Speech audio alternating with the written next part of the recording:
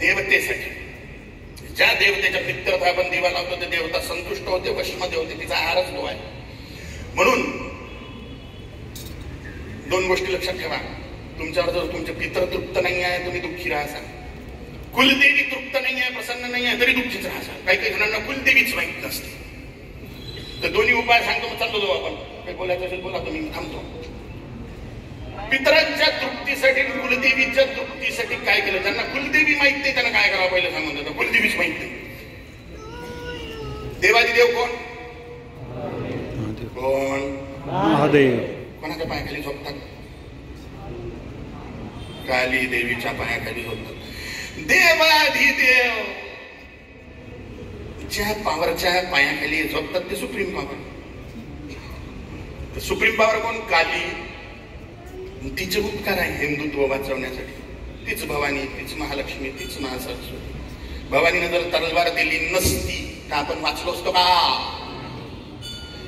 काली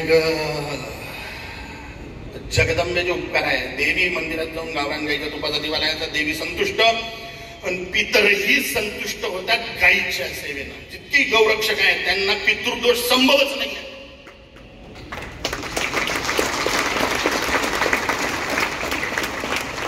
जितकी गौरक्षक आहे त्यांना पितृदोष संभव नाही आहे. पितृदोष कसा उत्पन्न होते?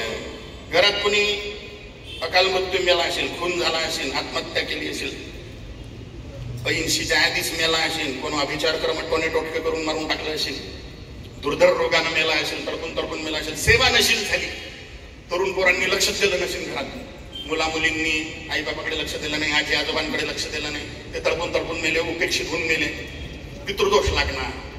एक नॅचरल पॉवर प्राप्त होते. जसं पोरगा कितीही चिकना असो तो जवान झाले की त्याला गाडी मुची येते, त्याप्रमाणे एकदा माणूस मेला की त्याला नॅचरल पॉवर प्राप्त होते. शराबन वरदान देण्याची स्वतःच्या घरालाच. दुसऱ्याचं काही टळ नाही करू शकत, पण स्वतःच्या घरात कुचकाळ धंदे करू शकतात.